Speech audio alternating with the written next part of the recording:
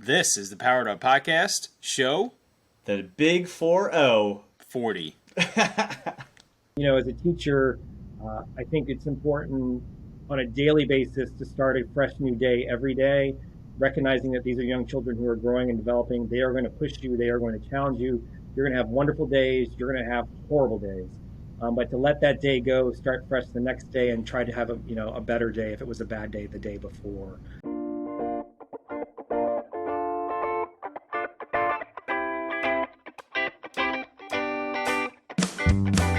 Welcome to a real-world education with insight and advice from teachers in the game, where current and former educators reveal what truly sets apart the great teachers and what it takes to make a positive impact on students. Whether you're in pre-service learning, new to the game, or a seasoned veteran, this is the show for you.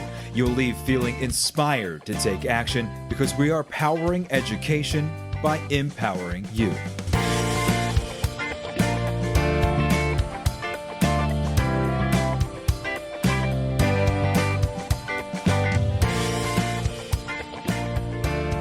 Hey, what's up, everyone? This is Ken Ehrman, host of the Powered Up Podcast, and I am here with my co-host, as always, Mr. Matt, another decade of episodes, Rogers. Matt, we hit show number 40. This is pretty exciting. Yeah, and I almost got exchanged out in, the first few episodes? You weren't sure That's if I was true. going to be around. We're almost coming up on a year. That's very true. That's very true. So we had an awesome interview tonight with Christopher Brown. He is a former early education teacher. Now he is a professor. It was just a really diverse and fun conversation that we can't wait to dig into. But Matt, we're like a month in the school. This will probably come out a little bit later than that. But what has been exciting so far for you this school year? Let's focus on the positive. Exciting this school year. So what I'm excited for in the current moment is that we have transitioned into true instruction with structure. Things are starting to you could recognize a school day as a normal school day for the rest of the year for the most part. We're teaching ELA during ELA times. We're teaching math during math times. And at this point, kind of coming into the understanding of brand new curriculum. But the thing that I'm most excited about, my kids are crushing it.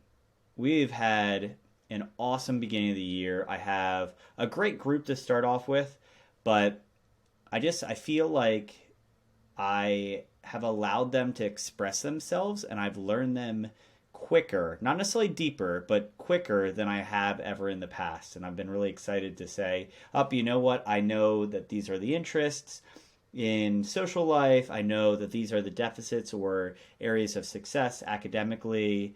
I feel very in tune with my class, and I also feel like they're providing a ton of respect towards me, which is awesome to see. That's great. I love hearing the positive. Absolutely. We need it right about now. That's right. This is that point of like those social conversations where you say, oh, my day was great. How was your day? So apparently I need to work on some executive functioning skills. So Ken, you were mentioning before we started that you are about to go into a classroom and I assume co-teach or model teach.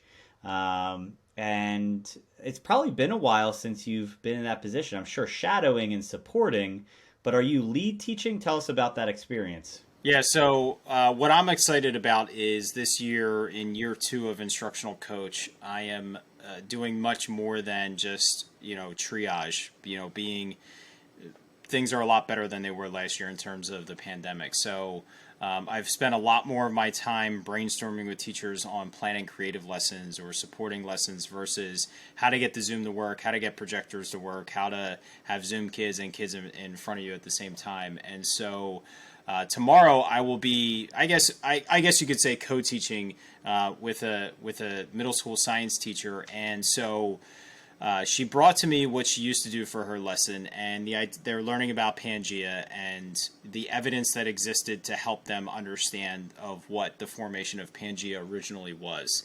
And so the lesson that she used to do was great. She would give the kids kind of the continents, let them just figure out how to put them together, and then they would slowly add evidence to the continents and then figure out how to put them together. And they would see that the more evidence you had and the result that it would create, that you could actually figure out how the continents fit together. So she just wanted it to be a little bit more engaging or fun or creative for the kids.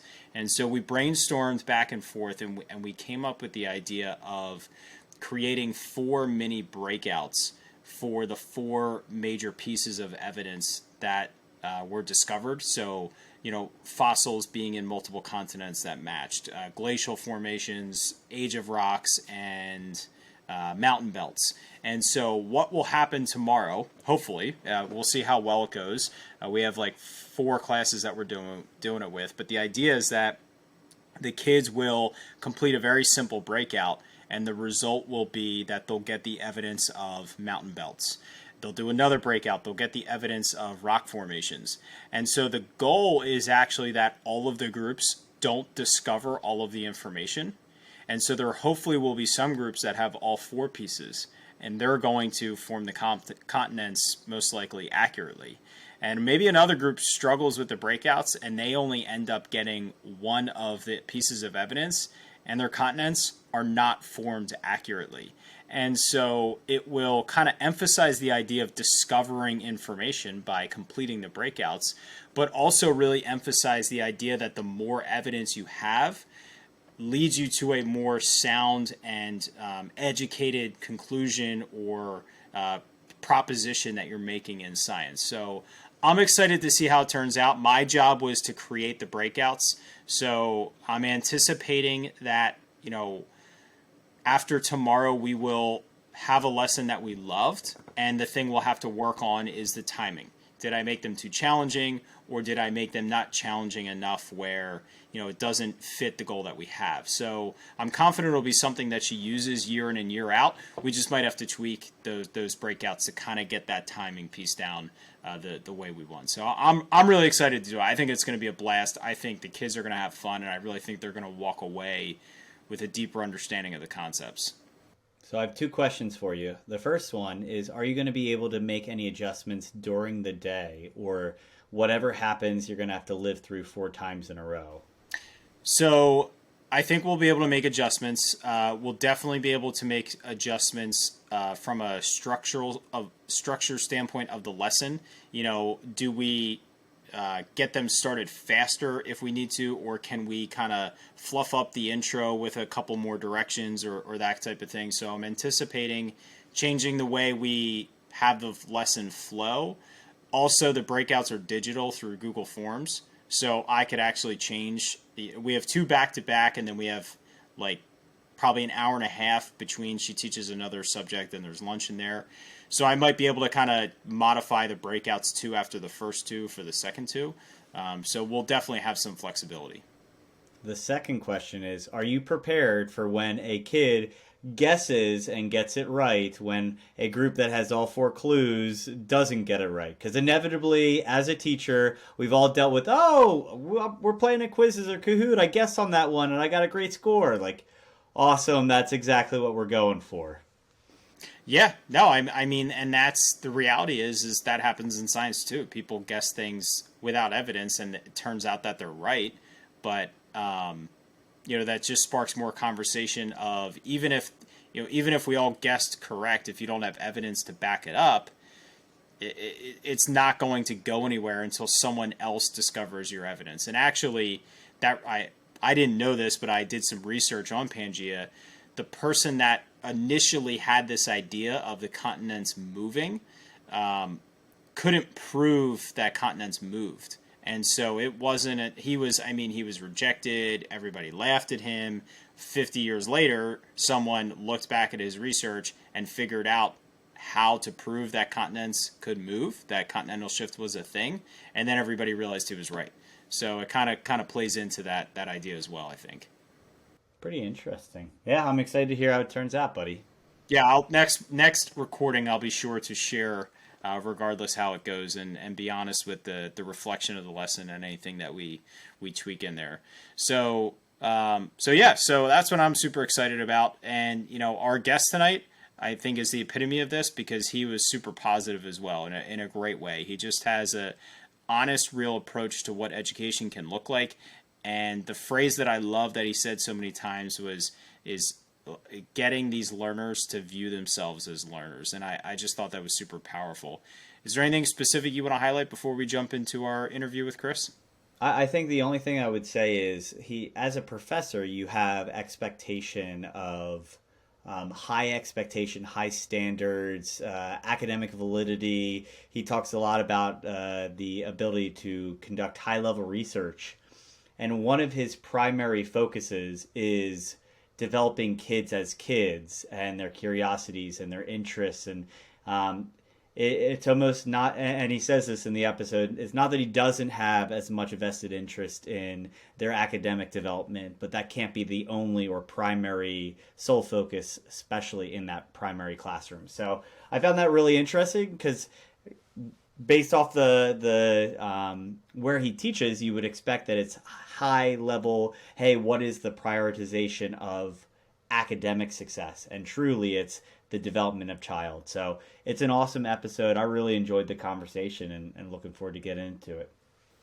Absolutely. So let's jump right into that interview with Christopher Brown. Hi, Chris. Welcome to the Powered Up Podcast. How you doing today? I'm doing great, Ken. Thank you so much for having me on today. I appreciate it. Absolutely. We're real excited to dig into this conversation with you. So to start things off, why don't you officially introduce yourself, where you're coming from, and just what your journey and connection to education has looked like in your career. Okay, so currently I'm a professor in the Department of Educational Leadership and Policy at the University of Texas at Austin. That's where I currently live. Starting way back, I used to teach preschool, and then I went back and got my teaching certificate, taught first grade first, then moved into kindergarten. When I was doing my certification, I was also getting my master's degree, my undergrad's in philosophy. I went to a small liberal arts school that didn't have a teaching certification program. And while I was doing that, I did some research, and that really got me interested in the research component of teaching and learning. And when I was teaching kindergarten, specifically in Virginia, I was really being challenged as a professional by the demands of policymakers, making sure our kids learn, specific content standards. And that was really pushing away what I thought the kids in my classroom needed, as well as their own interests and desires as learners. So that was really being tenuous for me at the time. And so that led me to go back, get my PhD, looking at specifically how standards-based accountability reform, how it came into being, what policymakers want to happen, how it's affected teachers in schools. So all my work is, not all of it, but a lot of it is centered around those issues. I've been doing teacher education here in Texas for quite a while, moved recently into more of the policy and planning component because I think there's a real gap in the literature in what people talk about in relation to leadership and early child education. So that's where my focus is right now. And just trying to really create learning environments for children and families and teachers that provide all of them support and opportunities that they can grow together, and that children can develop a sense of who they want to be and where they want to go and see themselves as successful learners. Very, very interesting. I'm really excited to get into a few of these topics. This might be a really poor question, but I'm going to throw it out to start off anyway. If you could pick some big topic or even very specific standards that you think should be in a kindergarten classroom that maybe isn't typically in state standards, or are ones that you have seen that you think are the most crucial learning standards for kindergarten or even first grade, what do you think those things are that are super important for kids at that age? One, and these aren't academic. I think kids need to see themselves as learners. I don't think they're always seeing themselves that way in kindergarten classrooms. Two, they need to be happy. I know that sounds crazy, but kids that are excited and happy about school want to be there. And then three, they need to have an opportunity to pursue their own interests within the classroom. I think they need to learn academic skills and knowledge. Please don't, I'm not saying they don't need to learn those things, but I think if they can see themselves as a learner, if they can have the opportunity to pursue things that they're interested in, and if they can do so in a place where they're happy and they feel safe, they're going to be successful. And so those other things like learning to read, learning to count, addition, subtraction, all the things that we expect kindergartners and first graders to be able to do will happen a lot easier. I'm going to follow up with Ken's interesting question with potentially one as well. Okay. I would imagine that in that role, the easy argument against what I believe you're advocating for is Sure. that you're not necessarily having high expectations that are academic specific, but instead your expectations or what you're advocating for is a great learning experience that kind of treats the whole child. Um, do you, and I may be interpreting that wrong, but No. is there an element of, I'm sure the frequent kind of conversation is, oh, so what's the issue with having high academic expectations? What is the issue with, like, are you letting yourself off the hook by not being so focused on academic standards in that primary learning environment? I think you're trying to create a dichotomy that's not really there. I think one, if we were seeing helping kids see themselves as learners, we have huge expectations for them. And I think in terms of academics, I think we have to understand we learn in different paces at different rates. We're all individuals within this process. And I would never say a teacher should have low academic expectations for a child. But I think when we have expectations that match who the child is, what they bring into that environment, it's much easier to push them forward. When we sit there and just simply tell them they have to do something because this is what the high standard is, children don't always buy into that. They don't always see themselves as being capable of attaining that standard. And also they don't feel like they're being cared for or secured in a way where they can be successful. All the researchers who look into learning will tell you those things need to be in place before kids are going to pursue and take in and absorb those high academic standards. I hate the idea that we have to divide a child in half. Here's who they are as a human being, and here's the academics they're supposed to have in their brain. Those things need to be combined together, and we really need to think about how we're creating learning environments where we expect all children to be successful, but that success is going to look different based on who the child is and what they bring. And it's good to have markers and directions where you want to go as a teacher, but you have to recognize some kids will get there at different races and different pace. And so we have to think about when we're teaching or when we're talking to parents or talking to policymakers, explaining we know what the expectations are and this is how we're going to get there, but it's going to come at this time, at this place. And for those kids that exceed that, this is the way we're continuing to push them forward so that they can be successful as well. A learning classroom, a learning environment should be dynamic. It shouldn't be so fixed and structured. I think you're advocating completely in ways that we feel about education, and I dare, without saying it out loud, almost consider it a lazy take. Like I almost feel like it's a very convenient, oh, the academics should be the forefront. Realistically, when a kindergartner or a first grader is coming into the classroom, they are setting a foundation for how to exist in school, the socialization, the workings and their own advancements, their association with creativity and their risk taking. I mean, I'm a fourth grade teacher. I would be very fearful to go down to that elementary primary classroom, but it's not because the content's easy, it's because the content is so critical that makes my job a few years later, if they have a great foundation, so much more successful. I think you're hitting a couple of really good points. One is if we only focus on content at any grade level, kids aren't going to want to be there. They don't want to be successful. My senior in high school is so sick of school right now because all they focus on is the content. And she has high grades, high scores, all that stuff, but no one's paying attention to who she is as a learner. And I think that's really, it hurts as a parent to see that and also hurts as a professional within that process.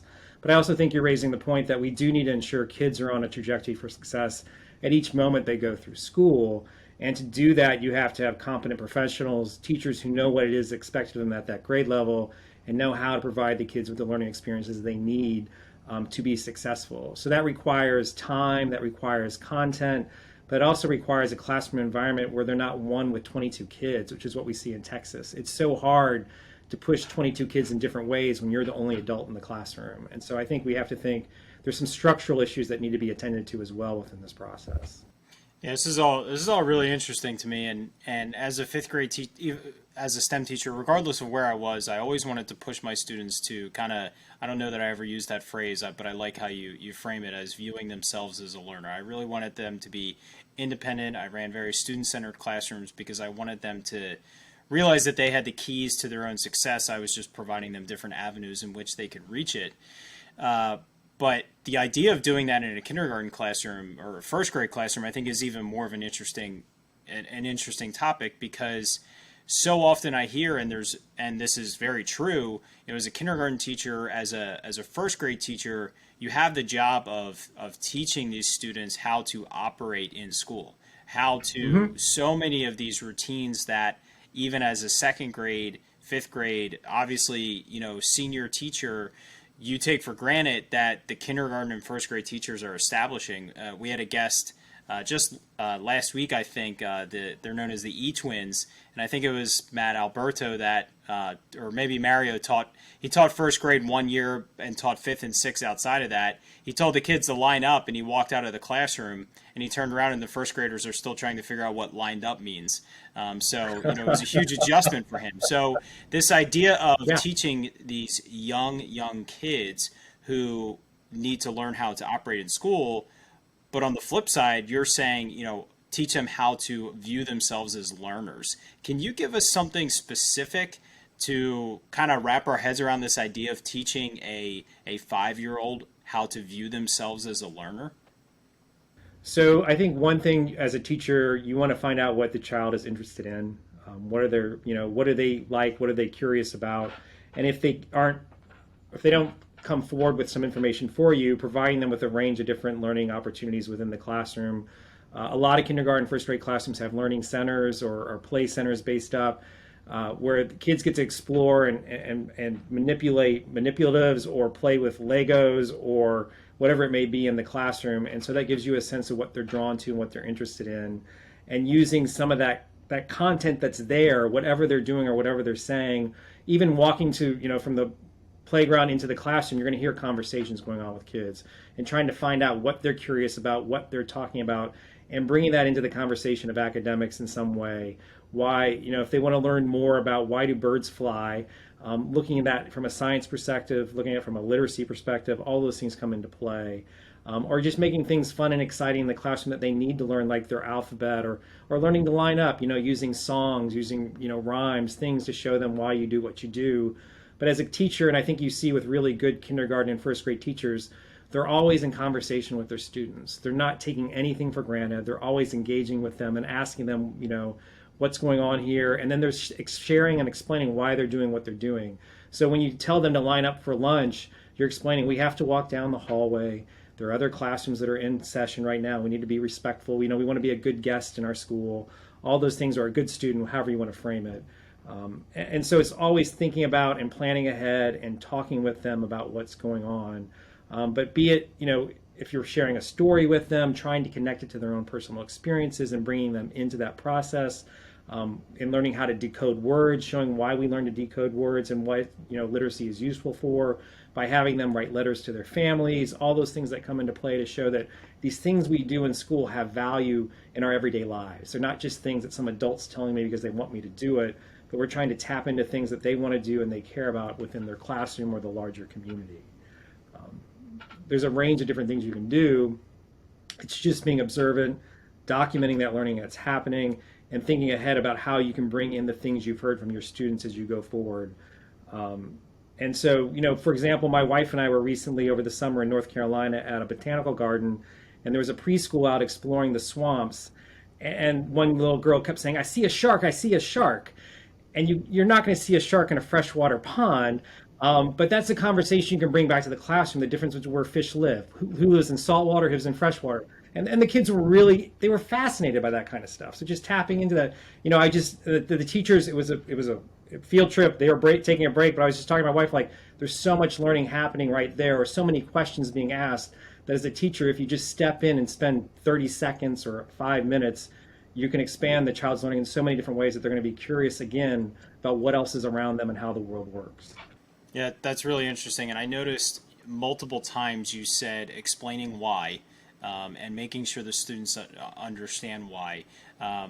And what I'm gathering from that is not only is it important to constantly share that, but it seems like it's very important to be overly explicit with the young learners about the why, not trying to, obviously you might ingrain it in the lesson, but also should we be saying this is why, like being very explicit in why we're learning it and telling them that?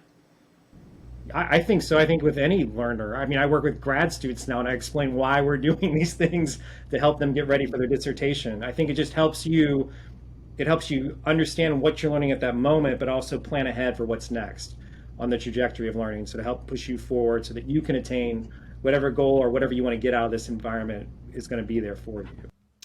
So can I ask you to kind of paint the picture of an ideal elementary primary classroom? I know it would be difficult, but things that are coming to my head are concepts like a Montessori environment or maybe mass customized learning. I'm not sure if you're familiar with that instructional practice. I know we are adopting or one of the early adopters of that, and I can speak to that as well. But what is a curious classroom that you would structure that maybe goes against the grain and what you're advocating, and I assume in your teacher prep, Sure. trying to create future teachers that are the voice of proper educational reform and adjustment for the betterment of kids? So I'm sorry think to have you boil that all down into an answer, but well, I think ideal is so context specific, depending on who the children are, what they bring, the families you work with, and the community you're working in. So I think that's first, as a teacher, I need to know that. Second, I think you need to get to know your students on a personal level and make sure that they understand that you're there to support them and help them be successful across the school year. In terms of a classroom environment, having a range of different learning opportunities available to them, having learning centers there, having spaces where you can do whole group work, where you can do small group work, having space in your classroom. And this is hard to do, where kids can be loud or where kids can be quiet, or if they're working on a project, they can come back to it and leave it at a space and not have it disrupted or taken down. So it's just really, you have to really think about what the structure is you're working in and how you can manage that context. In terms of academics, it's a matter of what the expectations are within the district you're working and getting to know your kids really quick as they come in the door and thinking about where do they need to go so that they'll be successful within that school environment. So what literacy expectations might be there, what mathematics expectations might be there, science, social studies, etc. And then thinking about whatever those are, how can you tap that into the context you're working in? So, learning about your community, how can we use that from a social studies perspective, but also a literacy and math perspective? One thing I did as a teacher that I loved doing with my students when I was a kindergarten teacher is we cooked. I know that sounds silly, but we learned so much math, we learned so much literacy from doing cooking. We brought families in, we created that classroom environment and doing that. It was really helpful. As a teacher, I was very comfortable with controlled chaos. In the sense that I would do a lot of small group work, but at that time, depending on where the kids were and what time of year it was, they would have a free choice. It may be an academic center or maybe a play-based center, but I'm trying to give them a variety of learning opportunities on whatever content we're looking at, where there's some that I'm leading them and other times they're leading themselves. I also think it's important to make sure kids have breaks. Snack is important, recess is important. Having family and community members be an active part of your classroom is important. I think also having, as a teacher, a good relationship with your administrators is important within that process, where you're explaining what you're doing, why you're doing it, because most administrators have very little early childhood experience. So being able to voice that to them in a way that they can understand and see that you know what you're doing and where you're going in terms of your instruction on a daily basis. And then as a teacher, one thing we talk about a lot is, assessing, not in the sense of a standardized test, but monitoring children's learning on a daily basis through things like anecdotal records, taking pictures, using video, whatever's available to you in terms of resources, and showing you're keeping a close eye on where you need to go and making sure the kids are getting there. So there's a lot of things at play there. I would hope, with young kids, if there's a possible to bring another adult in the classroom, that would be great. That's why the family community engagement is so important. And then also just really, as a teacher, I think it's important on a daily basis to start a fresh new day every day, recognizing that these are young children who are growing and developing. They are going to push you. They are going to challenge you. You're going to have wonderful days. You're going to have horrible days. But to let that day go, start fresh the next day, and try to have a better day if it was a bad day the day before. It's, as you both know, because you're teachers, it's really complex. It's really hard. But if you can create a place where people want to be there, if people are there to support you, it can be a lot of fun. And so it's just trying to create that environment. And I think, I don't believe anybody can be a teacher. I think you have to have inside yourself the desire to help others. You also have to have a desire to see yourself as a lifelong learner. And you also have to be willing to admit your mistakes, correct them, and move forward. You're not an expert in that sense. You're always learning within the process. So I'd love to transition these topics into more, well, for lack of a better term, more high stakes classrooms. So it's very easy for secondary teachers to hear this and say, that's fair, I agree with all that, but in a secondary world, there's much more pressure in terms of the academic rigor. And, we could get into the reasons why, but it's, there's multiple levels of that. Yeah. So, and you're teaching in graduate programs and undergraduate programs where, the stakes are arguably just as high.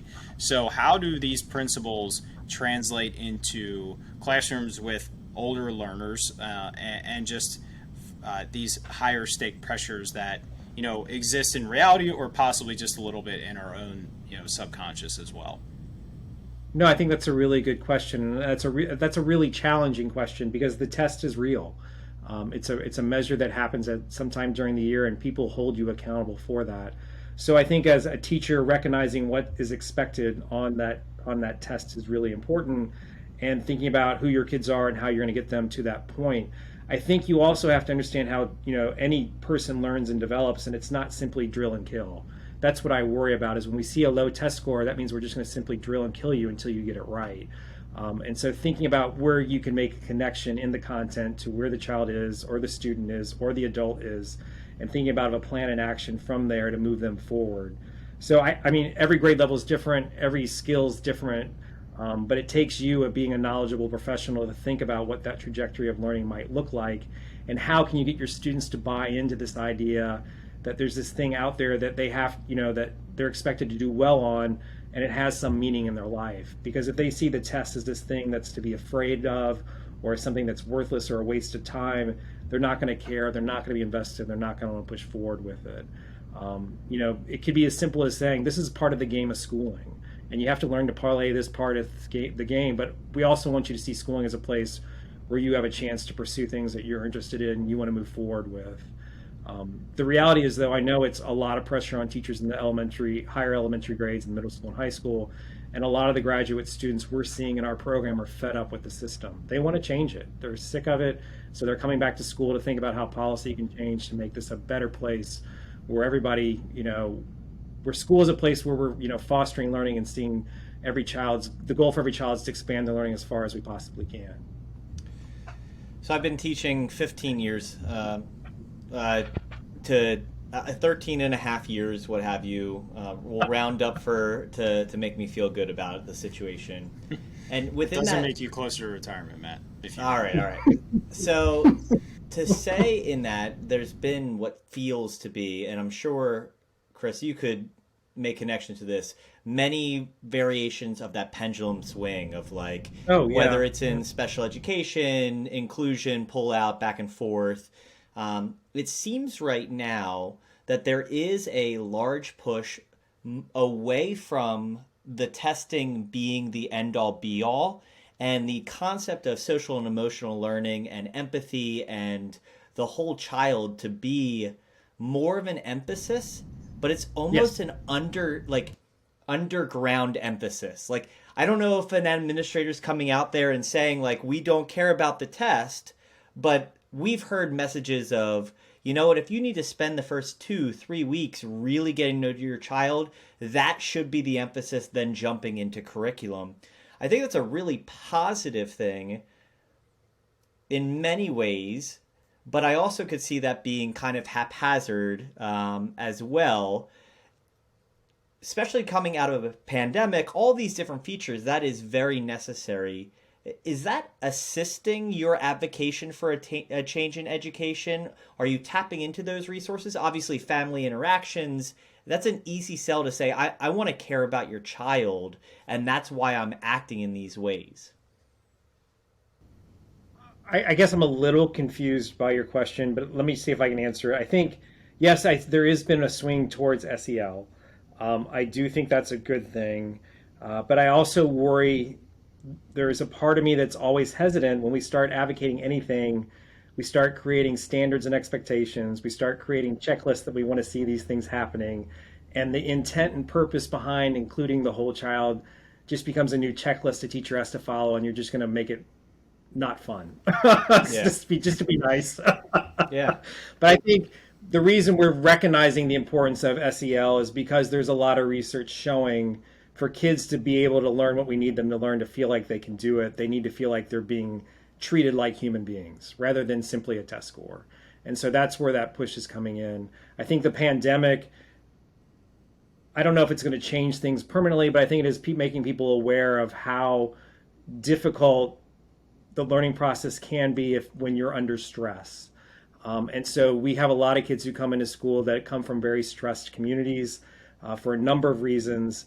And we need to think about how are we attending to their needs as a human being before we ask them to do things that can seem foreign or don't really match the world they live in. And so we have to really attend to who they are as people to provide them with the reassurance that we're going to care for them as we push them forward academically in these domains that may not really seem like they're part of their real lives. But the pendulum is a great analogy. It's always there. I've been around long enough, and I hear principals I talk to, teachers talk about the curriculum goes back and forth,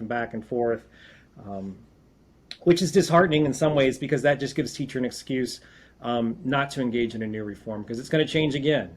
And so I think we have to be really careful there when we think about those analogies.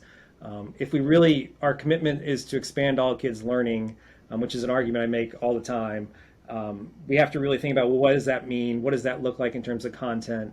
What does that look like in terms of human interactions with adults, with teachers, with families? And what does that mean for me as a professional to make sure that my kids are successful in school?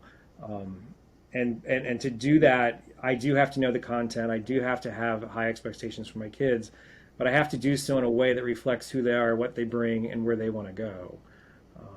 And to do that, you have to attend to their social emotional learning, and you have to get to know them as a human being, and get to know them as somebody who can be successful in your class. And they need to have the belief that you have faith in them, because a lot of kids, I think, feel like teachers don't care about them. They don't have any interest in them. And when that happens, as you know, as adults, when you're around people you don't feel like who care about you, why would you want to be there? Why do you want to hang out with them? So then you're asking me to learn all this complicated math, and you don't give a darn about me. I mean, why would I invest myself into that? Yeah, You did a great job interpreting my question. So thank you. I overheard a conversation today of a few adults talking about a student who was, I believe it was one of the people in the conversation was a newer teacher, and just talking about ways to connect and engage with a particular student. And they kind of, in part of that conversation was just what you said, Chris, about like the student after years of just not being successful. You got to do something different to reach that child, because frankly they're just not going to care about the math taking place in your classroom when they're subject to being in a situation where they constantly feel like they're not successful. And I feel like that's far too common for too many students. Sure. Starting in elementary school, potentially, of just, whether they are identified as a special ed student or they're not, they're just kind of on that cusp of just, academics, the traditional academics is not their strength, and they haven't had an opportunity to find what their strengths are, and it just becomes a process of constantly feeling down on themselves and not successful. And I really like what you said earlier about, telling the students at times, like, we have to play the game of school. And that was something that I did a lot with my classes. I would try my best to always say, this is why we're learning it, or this is how it connects to the real world, or here's how I use this skill outside the academic classroom. And then when it rolls around time for state testing, I would give them a practice packet, and I would say, listen, I'm not giving you this practice packet because I believe that this test is the most important thing right now. However, this test is something you have to take. You doing as well as you can on this test is important, and the test questions look much different than what we typically interact with on a daily basis. we typically don't do multiple choice math. So we're going to practice what multiple choice math looks like. And we're going to go over some skills to be successful with that, because we have to play the game of school in this case, because I'm not doing my job if I don't set you up for success. I don't morph my teaching around the test the entire year, but when it's a month out, we start to, practice those different skills. You could relate it to the NFL Combine. I mean, there's skill tests that they do in there that don't relate to being a successful football player, but they train for it because it impacts where they're drafted. So, and we could relate it to any job that exists. You do things that don't relate to like the essence of your career. And so, that being explicit, I think, you've mentioned multiple times, and I think is really important. How as a teacher can you be more comfortable with being explicit in that sense and be more successful with being explicit like that? That's a great question. I tell my pre-service teachers that I work with, I tell them to practice talking like a teacher around people that care about them so that they don't get too annoyed with them. But it's just something you have to, just explaining what you're doing, why you're doing it. Like if you're over winter break or over the turkey holiday, you're making something, just practice using your teacher voice and explaining what you're doing and why you do it to your family members. I know that sounds silly, but it becomes much more natural. And you all, I know, Ken, you're a parent, and that's a great way to practice as well. Is you practice with your own kids, you practice with other kids. If you have a sibling who has, your nieces and nephews, whatever, it's just trying to use that language and become comfortable with it in a way that you're just taking your inside, your voice that's in your head and putting it on the outside and talking through all the things you do. I find myself still, and my wife, I drive her crazy. I just start talking to myself like I'm talking to my students while I'm doing stuff. It's just sometimes I do it. It's just part of the process of being a teacher. And so I think it's just you have to, when you first start doing it, you feel exposed. You feel like you're being weird or silly. But kids really do appreciate understanding why you're doing the things that are going on in the classroom. And I think, whenever you learn something new, like I have these guitars, but I don't know if you can see them anymore. I'm still learning how to play guitar, and I started very late in my life. But having someone who's really good at it explain the decision making they're making in their picking or in their chords, chord progression is so helpful for me as a new learner. I think it's just something we have to recognize as adults when we're around young kids.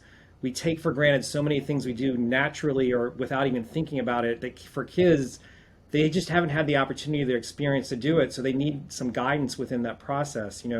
Learning to read is a really difficult task, and it takes a lot of mental effort, but we forget that as adults. And so just giving some insight as you're reading a text to a child, like the decisions you're making as you're looking at new words, or how you're using the words you're reading to predict what might be happening next in the story, all those little things. I'm not saying you have to do it all the time, but doing it a couple of times, just giving kids insight what's going on within the learning process is really, really helpful. I mean, any teacher, sorry, Matt, I'll throw it to you after this comment. Any teacher can, relate to this too when we're told we have to do something. We're told there's a new initiative. We're told whatever we have to do. The first thing we think is why? How does this help me? How does this help kids? It's not a kid thing. It's a person thing. We want to know why. It's a really silly story, but, we're trying to get my son to learn to put his sneakers on by himself. And he has, just a single Velcro strap. Yeah. And when he was trying to put his shoes, or when he was taking his shoes off, I said, make sure you undo the strap for when you put your shoe on. And he pulled his shoe off without undoing the strap. And he looked at me like, well, I don't have to undo the strap. I could get it off. And I said, it's going to be harder when you have to put your shoe on. And he ignored me. And then when he went to put his shoes on, maybe an hour later or whatever it was, I explained again, like, look, it's harder to get your shoe on now. And then the next time, I think it was a day later, I saw him taking his shoes off. He undid the strap. Because I think it clicked the second time when he understood why. That concept of knowing why, I just think is so important for a small child to, an experienced professional and adult. Well, can I interject two things you also did is, one, you didn't get upset. You didn't overly correct your child. You just let them make the mistake naturally, and it wasn't a big deal. I think letting kids make mistakes and learn from those mistakes and seeing that it's not a big deal is really important in that learning process. And there's a lot of research that backs that up. The other thing is that you gave your child multiple opportunities. And I think sometimes as teachers we forget it takes several times to get something, to become a part of ourselves as a learner. And so you have to come at, like, particularly with young kids, come at a learning experience in multiple ways, and doing it more than once really is helpful for them, so they internalize the idea that you want them to take away from that lesson, which is, man, that's a silly, but those things were happening with your experience with your child, which I think is really important. So I'm just thinking about the conversation you guys are having, and I think of subject areas that lend themselves to talking out loud, like a Sure. sequential mathematical equation in my room. Hey, we're going to do this process and this process. And ELA is a little bit broader, and then you're getting into just general skills of the why question that could go on forever. How do you how do you feel like you keep a wrap on the amount of context that you give? Because it's a slippery slope, and we can justify it as teachable moments. We could totally throw our plans to the side to say, hey, I'm going to explain all of this. Just trying to create the balance between staying on track, but also giving context so that they Sure. do buy in. Well, I think part of it is recognizing, I think as when you're teaching math or science or whatever skills it may be, you as the adult or as the more advanced learner understand the sequence of how it's going to unfold, or a general sequence, let's say. And so not every time I'm going to do something, I'm going to speak to all these little things as I'm doing it. It's thinking about what can I pick out in this one moment that's really important that I want them to take with them, and the rest I'll leave it to the side. And then the next time we come back to it, maybe I pick up on another component of it that I think is really important. I'll leave the rest to the side. My point is, I'm not saying you have to sit and break down every single step along the way. I think you just have to be constantly talking about the steps, and maybe one step this time, two steps next time, maybe no steps the third time because it doesn't need to be discussed. It's just when you have kids that aren't latching in or grasping on to what it is you're trying to get them to learn, the more clarity you can provide to that learning activity to them, it just helps them internalize it and recognize the process that they should be engaging in as they go forward. I guess, particularly with young kids, you just can't take for granted they're internalizing everything you're saying, because they don't always give you verbal cues or physical cues to let you know that they got it. So sometimes as teachers, particularly at the beginning of something, you're going to overdo it, but the more you get to know your students, the more you get to know their responses of how they take in information. That's when you can start to hone in where you feel like you need to be more pinpointing the specificity of what's occurring in that moment. And then other times, as they start to master these skills, you leave all that stuff behind and move forward to more advanced stuff.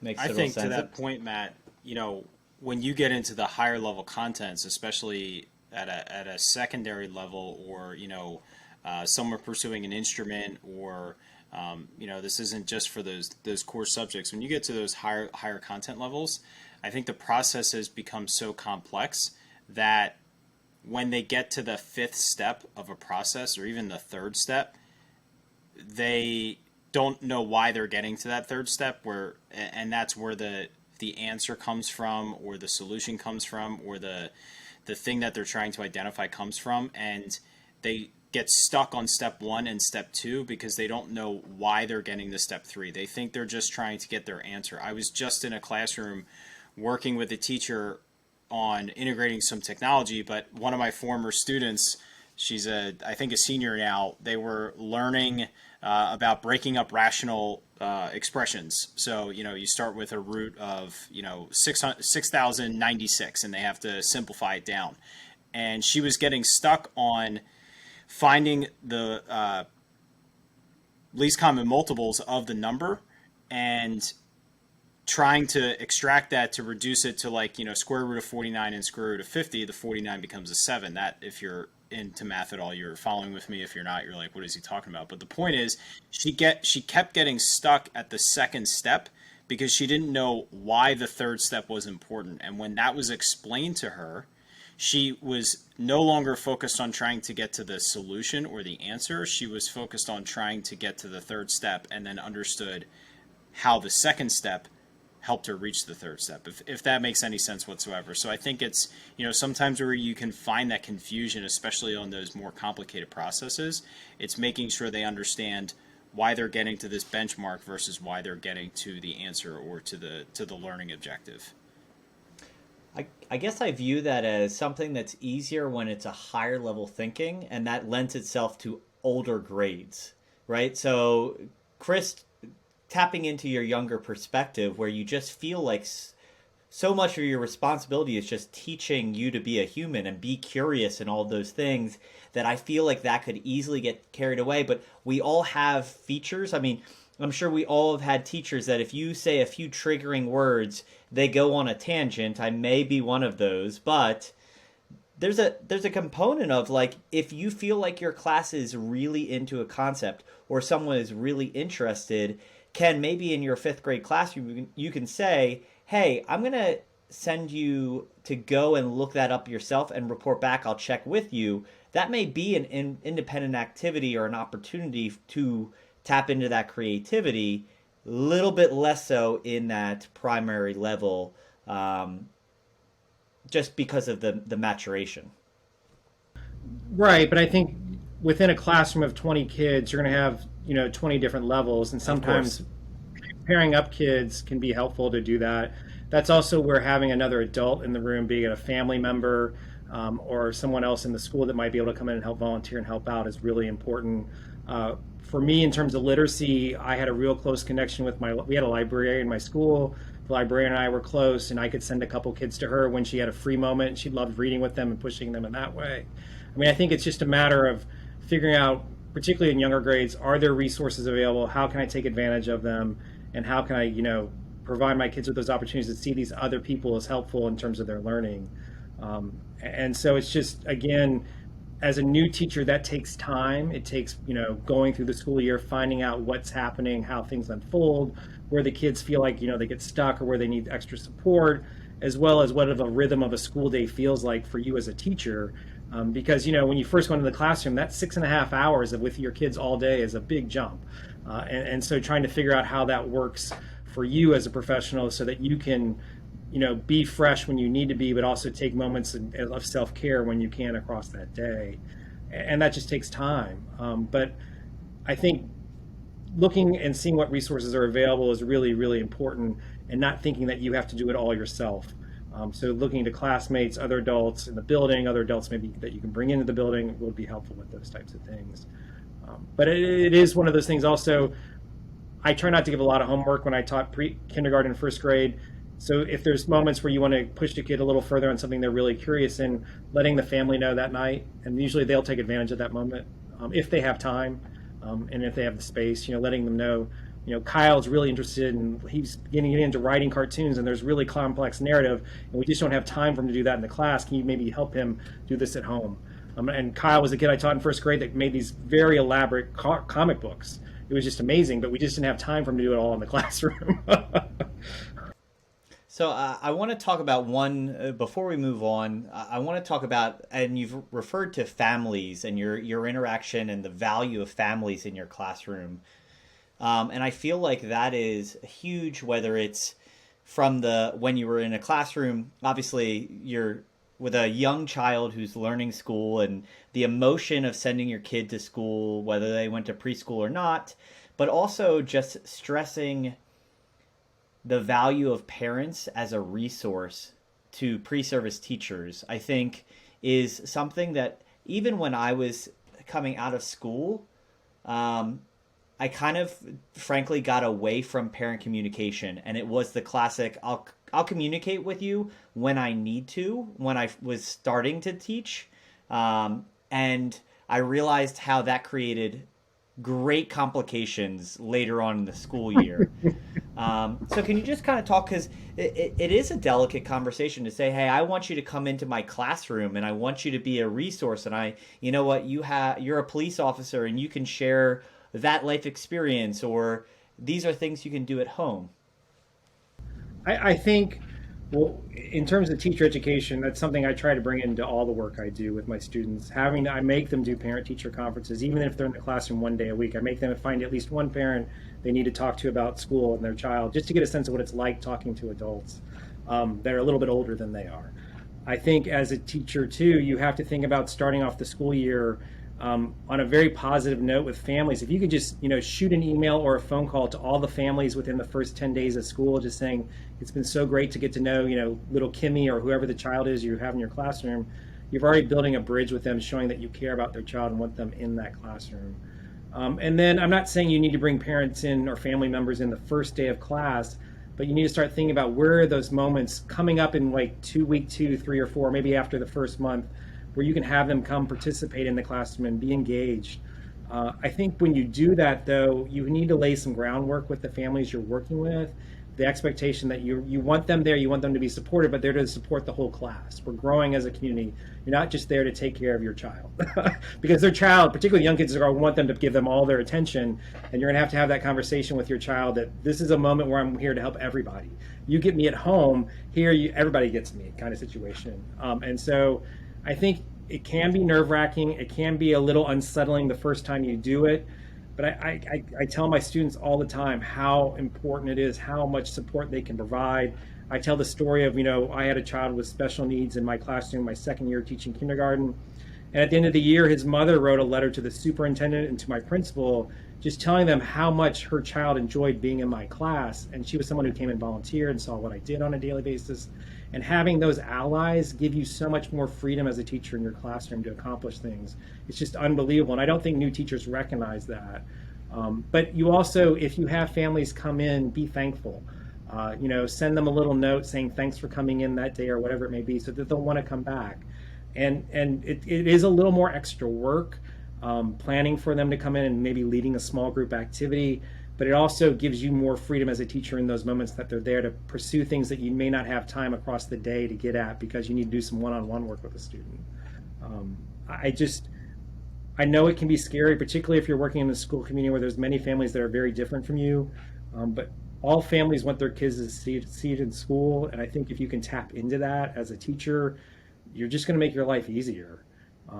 And then when you become a parent and send kids to school, you're going to really appreciate those teachers even more. So it's just one of those things.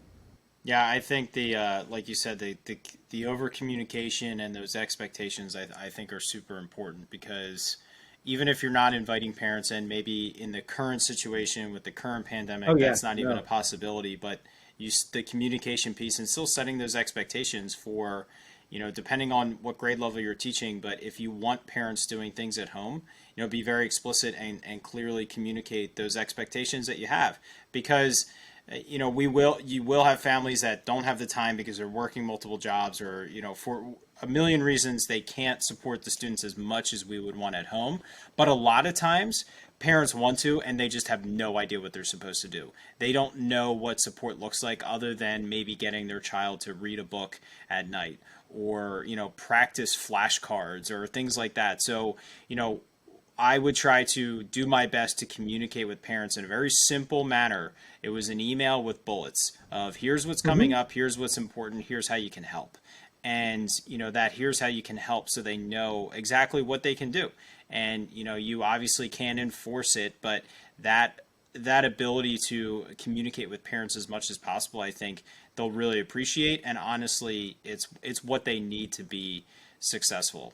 So with that, I want to kind of transition into our next segment of the show, or our first segment, whatever you would call it, the lesson lens, where we dive into something that you've taught, something you've supported a teacher teach, or you've observed, wherever you want to take this for us, Chris, we're excited to dive into. So question number 1, are we going to be looking at a unit overview, a long-term project, or a single lesson? So do you want me to talk about a lesson with kids or with adults? Whatever you want. Okay. It is your decision. Wherever you want to take us. I'm going to give a single lesson strategy for working with adults, because I know as teachers we go through a lot of professional development, and so sometimes thinking about how we can make that a little better would be fun, and it's something I try to do in my grad classes. So one thing I do as a professor across the very different classes I teach, and I learned this from a former student, is I do a speed dating activity, but it's not speed dating. But for example, I teach a case study class about research, and part of that process is learning who you are as a researcher. And so I have my students go through a series of 10 dates with their classmates that last about 2 to 3 minutes each, asking them a series of questions to share with their partner about who they are as a person to help them become a better researcher. I also do it around curriculum with kindergarten. Like a lot of teachers complain about how curriculum in kindergarten has changed so much. So I have a series of questions getting them to elaborate and talk specifically about issues around kindergarten, like questions, how is kindergarten different today from when you were a child? Why do you think that is? So that comes into a conversation we have as an adult around that issue. But it gives them an opportunity to meet everybody in the class. Well, not everybody, but 10 different people. It goes pretty quick. You can do it in between 30 and 40 minutes. And then they come back engaged, excited to talk about whatever that topic is. I remember as a teacher, teachers are some of the worst students in the world sometimes at those professional development situations. So thinking about how you can create activities that are quick, simple, but get at the point you want to look at is really important. And it doesn't take too much planning, thinking about the questions around the content you want to cover or the issue you want to get at. I'm actually going to do it with some students I'm teaching right now around how to be qualitative researchers on interviewing. And so it's just a quick speed dating activity. You come up with 10 or 12 questions, you create the dates, you pair people up and you rotate them around. And it's just a really powerful, quick way to get at issues. And every time I do it, everybody who's done it for the first time loves it, and they learn what we want them to get from the activity. So I think with adults, with kids, thinking about how you can create different types of learning moments that get at content in a way that's different than what you typically do, but also gives them an opportunity to share their own experience and voice within that process, as well as get to know the community that they're working with a little bit better, can be really powerful. So you hit a lot of our questions all in one answer, which is awesome. No. That's great. No, I think it was a great description. I guess if I were to be in that environment or try to replicate it in your role, what are you necessarily doing actively during the lesson? Obviously, they're discussing, you may be the timekeeper, but what have you done prior to and during the lesson to ensure success? Sometimes we maybe have an odd number of students, so I'm one of the people participating in the activity. So that's sometimes I'm doing that. Other times I'm just, I'm there to support them, redirect them where they need to be, but I'm usually hands off. I'm just quietly walking around listening. And if students, just to make sure they're answering the right question, or they may be assigned a partner and they're with the right person. So it's a lot of, at the moment when things are happening, hands off listening and not trying to interject. And just being there to support them if they need it at that moment. And because it rotates so quick, those 3 minutes go really fast. It's usually not an issue, but it takes, where you're not involved in the moment, it does take a lot of intentional planning at the beginning, just to set it up and make sure it's in a way that's organized clearly for people. They understand what the expectations are, and whatever you're asking them to discuss is relevant to the topic you want them to explore. So sometimes I might practice out questions on some of my friends or my wife. Does this make sense? Those types of things. Can I ask one more question, and then I'll let Ken go to the next one? How early into a course do you run this activity? Is it kind of like that icebreaker at the beginning of the year, or is it more of a research specific, hey, we're gathering as much information as possible from details? It depends on the course and what it is you want to get out of that activity. It's one of those ones I have in my pocket. I know what it can do, and I know it can be very powerful. And depending on what I'm teaching and what the content is, I can see when I'm planning out my curriculum where that's going to be a good place to put that activity in. So it may be 3 weeks. I wouldn't do it the first day. I think you can do a lot of other introductory activities that are much more powerful. But you want to do it. I think you want to give the space where the students or the teachers have a chance to know each other. So if you're in a school, maybe popping it in October, November, if that type of, or you may wait till the end of the year, like you've done all these other things, let's do something fun and celebrate the year, whatever it may be. But yeah, you need to have a little bit of trust in the community before you do it, is the best way to explain it. Yeah, that was a good question, Matt.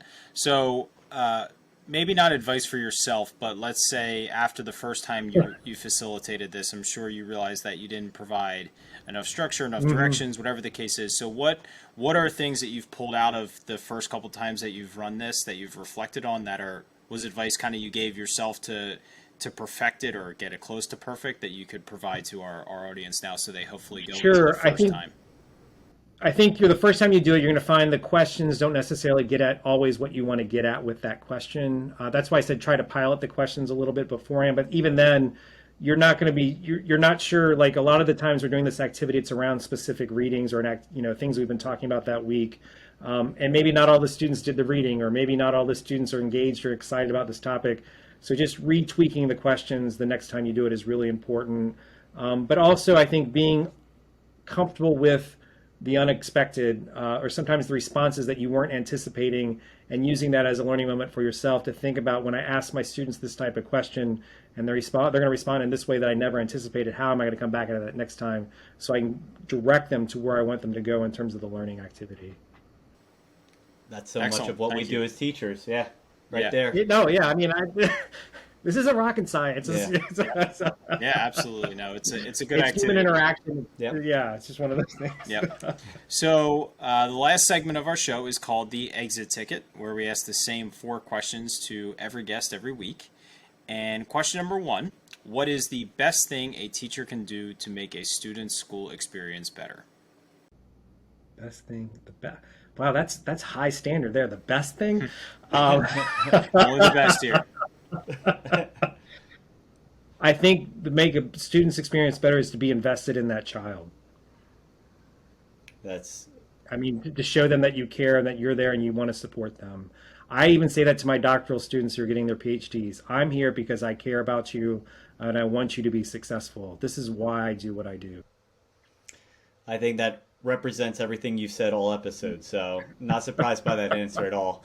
To keep the high expectations, what is the best piece of advice you've ever received? And it could have been from a colleague, supervisor, or even a student. To enjoy the moment of teaching in the now. When I was a beginning teacher, I was thinking about the future so much I lost sight of what was happening in the moment. I was always worried about what was next. And when I started to focus more on the moment, what next wasn't so hard, it wasn't so fearful. It was like, I know I can get there because I have them with me now and they're willing to move forward with me in that process. I really like that. I really like that answer. So Yeah. the school year goes in waves. We have those times of stress and struggle. Typically, if you're in the K-12 atmosphere, it's related to conferences, report cards. So when teachers are feeling stressed and everything's piling up, what is something that you would want to say to them to help them power up? There's a couple things I'd want to say. Sorry. One, you're not alone. I think sometimes teaching can be a very isolating activity, and there are other people who care about you and want you to be successful. Be it your students, be it the families you work with, be it your colleagues or your administrator. 2, it is part of the process of teaching. You're going to have the ups and downs, and you're going to get through this, and it's going to be okay. Don't lose sight of the big picture. And 3, if you need to take a moment to take care of yourself at that moment, it's okay. I think we sometimes forget that we need to take care of ourselves when we're teachers. And I think that's really important. I think all of those are great. Sometimes they're hard to listen to in the moment, but Oh, yeah. yeah, but it is the truth, and that's honestly as hard as you work in other aspects, taking care of yourself and realizing you'll get through it is very important. So, Christopher, this episode has been wonderful. Ken and I have a message that we just said that this is awesome, and that came out probably 30 seconds into the episode. We knew it was going to be a great one. If we wanted to continue the conversation, to connect with you or follow along with the Sure. research and information, what's the best way for our audience to connect with you? There's a couple different ways. So if you're a researcher or academic, if you go to Google Scholar and type in my name, Christopher P. Brown, I have a Google Scholar page. A lot of my research is there. If you go to Amazon and type in Christopher P. Brown, you'll see a bunch of books that I've either edited or written there. Or if you type in ChristopherPBrown.com, I have a web page. And then lastly, I am at the University of Texas at Austin. If you type in Christopher P, I keep saying Christopher P. Brown because there's a lot of Chris Browns, and you get different people if you type in Chris Brown, as you know. So if you type in Christopher P. Brown at UT Austin, my work webpage will come up. So there's all sorts of different ways you can get me. But my middle initial is important in that process. All my life, I've gone to school with Chris Browns other than me, so that P always comes into play. That's funny. That's funny. So, go ahead, Matt. Oh, I was just going to say I have a Matt Rogers who's on American Idol, so no kids ever find me. It's all good. Yeah, no, the Rihanna years were tough. So. Yeah, I can imagine.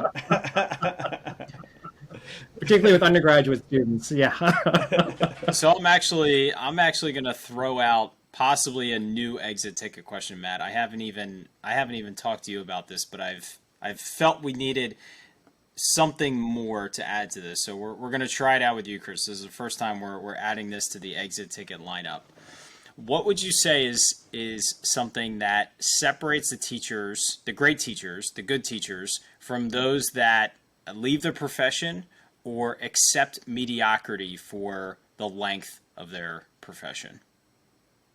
Ooh, I think leaving the profession, you can be pushed out. So that's a hard one. I think those that accept mediocrity, that's such a hard thing. Every individual case is different. I think you've lost some of your passion for what you do when you do that. And so I think you need to find what is it that's making you not see the amazing possibilities that exist in your students in your classrooms. Because every child has a ton of possibility, and it's our job as professionals to tap into that and push them forward. So that's where, we talked about self-care. There's something going on with you that you need to think about. What is it that is making me miss this great opportunity that I've been given each year with all these new kids? And how can I find that thing and work to correct it or work through it so that I can come back into my profession in a way where I see there's unlimited opportunity with these kids in my classroom. And that's not easy. I mean, you may need therapy, might be an issue, and I totally wholeheartedly support that. But it's a matter of finding out what is it in your life that's blinding you from this opportunity, because every kid comes into your classroom, with so much potential. How can we tap into that and push it forward? And if you can show them, if the child doesn't see that potential, when you start to help them see that, it's an amazing process. I mean, I love teaching young kids because they kept me honest and real so much every single day. And they reminded me of what was important when I was working with them on that daily basis. And trust me, I didn't have great days every single day.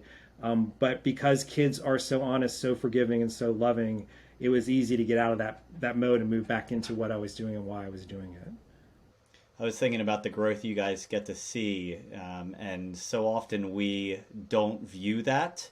And maybe saying what happens in a first grade classroom in the grand scheme of things doesn't feel that big, but if we don't remember how big of an accomplishment that is, if we lose that real quickly, you can definitely tap into, Ken, what you were saying. Just remembering the growth is hugely important in every stage. And growth doesn't necessarily have to be academic. It could be social. It could be a kid who doesn't come to class every day, starts showing up every day. Totally. It could be that kid who's never even acknowledged your existence, saying, "Hey," Yeah, those little things those things are pretty powerful if we remember that. I think, as you know, and you all are both in the classroom right now, you have so much pressure on you from so many different places.